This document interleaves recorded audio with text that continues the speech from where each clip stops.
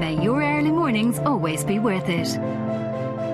Cookery in Ireland AM brought to you by Kerrygold. Now, we've spent all week looking forward to Friday night, and we have a fan favourite takeaway treat on the menu today, don't we? Oh, we do. He's here cooking up a storm of a Friday. Edward Hayden's in the house. I know, I don't even know where I am. What have you got for us? Good morning to you both. Well, do you know what? Because it was Friday, I thought, you know, people might like to take the foot off the gas a little bit in terms of their meal preparation for the weekend, but still have something really, really tasty and really, really delicious. But this you can have at the table or at the couch, which is always lovely. All right. So what I'm going to make is I'm going to make essentially a chicken satay, but I've just deconstructed it a little bit, which people can either choose to do or not do at home, and I'll guide them through both offerings. I'm actually going to start, it's a two-pronged attack, so I'm going to start with the satay sauce. So this is really simple.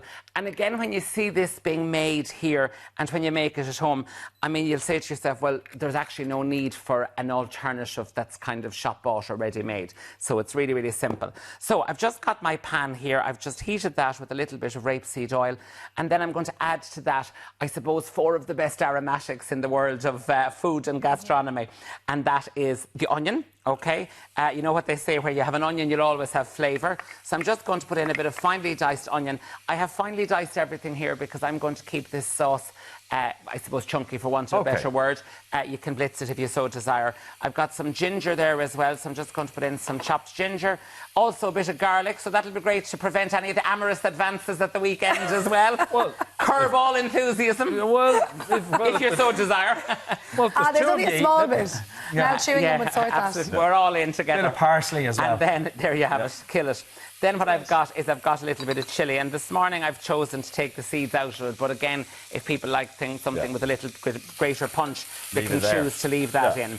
So what I'm going to do is I'm literally just going to keep those sautéing down for a couple of minutes. Is that on a high heat? No, I've just turned it down now to a medium heat. I'm going to move away from that for just a second, and I'm just going to leave that sautéing for just a second, just to get the little bit of flavour going in that. Again, I find with the onions there, I added in the onions first purposely, because you know, if you add in the garlic first, it can just tend to burn a little bit and get quite bitter. So the next element of this I'm going to do is the actual skewer element of it itself. So what I've got is I've just got some chicken, which I've cut into strips, and I've just got some vegetables there. Now again, you can use a kaleidoscope of colour here. You can use whatever it is that you want. I'm using some peppers, I'm using some onions, I'm using a little bit of cherry tomato, but you might decide a bit of courgette, a bit of mushroom. So whatever it is that you want can all go in there as well. So stick on the gloves. And then I've got the chicken, and to that I'm just going to add a bit of Cajun spice. So a little bit of Cajun spice going into that. You can see mine is free-flowing, so it hasn't lived over the steam, and it's in date, which is key. So that's my invitation to people this weekend. Do an inventory on your spices and say goodbye to any of them that are gone. I think that there could be spices in people's presses that have been there since before the Great War. There you have it. I'd have no doubt. Which they never really go out of date. Get yourself a pestle and mortar and you can kind of rejig them, can't you? Well, I don't know whether they'd have the same punch in them now, Louise. I don't know if that's prudent advice that you're giving, so I can't endorse it.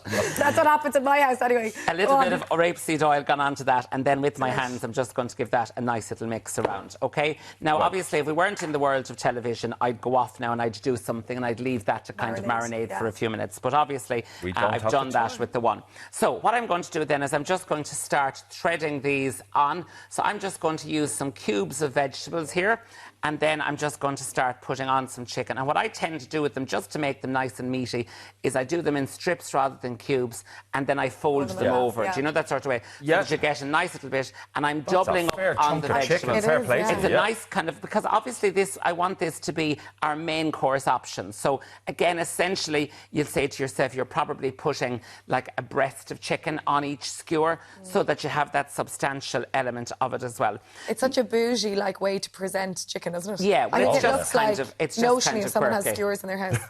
There you have it. Now, again, of course, you could do, sometimes if I had people coming over for dinner, I might do very much smaller versions of these as a little starter, or even as a canapé if they're just having drinks. Sometimes I mightn't even opt for a starter. I might just have a selection of larger canapés. Can we please come to your house? You do canapés for your visitors. That is so, fancy, isn't it? I always do canapés. You always do canapés? Yeah. Back out onto the motorway in Craignamanagh. There you have it. There you have Straight it. down. All welcome. Now, then what I'm going to do is I'm just going to pop that onto a tray, which I've lined with baking parchment.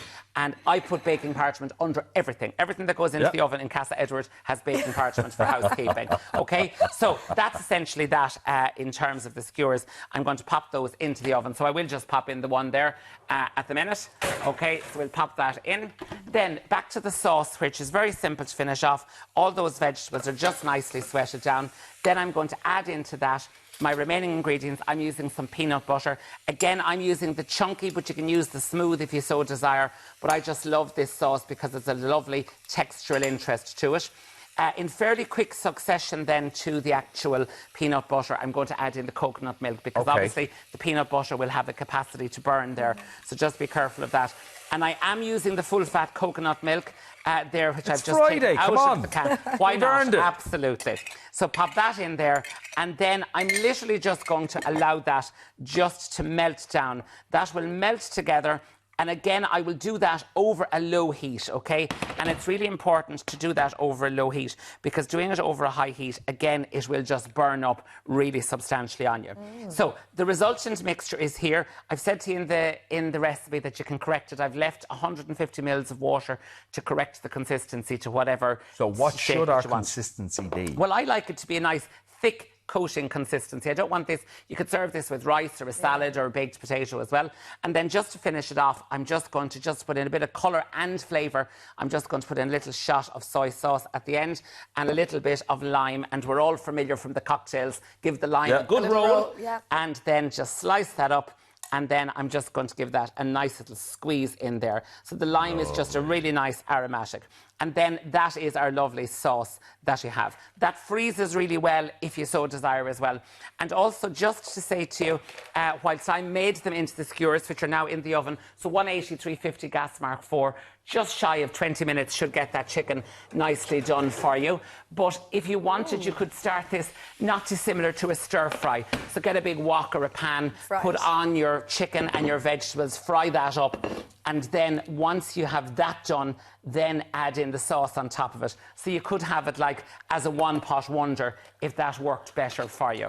Then pop that into your plate or onto your plate. And then I'm just going to soak that with a lovely little bit of the satay sauce. And as I said, you could serve a lovely bit of rice with that. And then I'm going to serve one with and one without coriander because I have you've been told, have you? I know, it's not for me. I don't love it. Well, do you know what? That is my advice. Tell people when you go to a dinner party, enjoy what it is that you're going to have. So there's your Louise. And there's your lovely chicken satay skewer. Oh, it's so lovely looking. And like, here's the other debate. Do you just pick it up and go for it? Oh, yeah. Oh, listen, it's like a lamb chop. There's no other way than to go at it. OK, well, I've left you a fine good bit of tissue there as well. I have noticed, and just like that satay sauce will last for how long? That satay sauce will last for a couple of days in your fridge, but it freezes really, really effectively, really well if you're an effective freezer. Delish. And by effective freezer, I mean if you take the stuff back out. Who needs to be effective? You doing the freezing or the machine? The freezing? Well, listen, it's both. Again, it's a two-pronged attack. Everything in the kitchen is a two-pronged attack. Thank you so much. Make it this weekend. That's my invitation. I'm on it. Absolutely stunning. So good. Edwin, it's always great to see you. You're very welcome. Anyway, we've got a Carla theme going on today. We do. It's all about Carla. Because after the break, we're checking in with Derek in Carlow Town for the annual Pan Celtic Festival. Yes, we'll be right back. With that, we'll see you soon. May your early mornings always be worth it. Cookery in Ireland AM brought to you by Kerrygold.